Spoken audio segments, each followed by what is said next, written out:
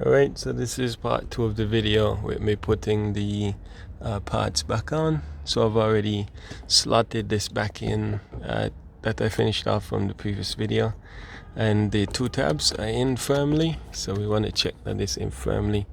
And then I already put in 1 screw, so I'm just going to put the other one back in as well. Okay.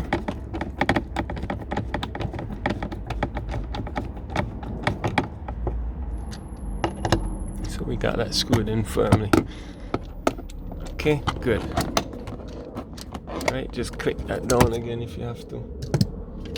Then we push the other component in. That's for the handle reach, and it's for here. That should just push in nice and firm.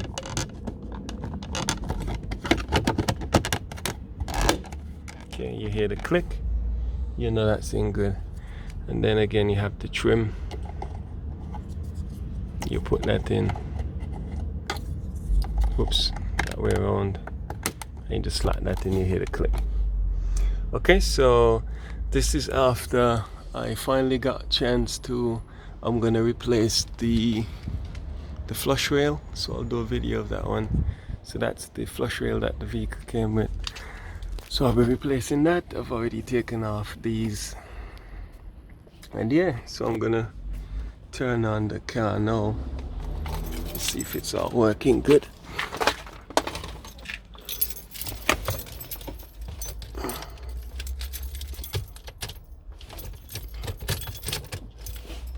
Okay, let's test the window now. There we go. Magic.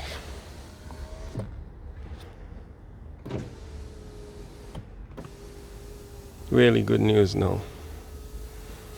Alright, thanks for watching. I'll be busy trying to do the flush rail replacement. Have a good one.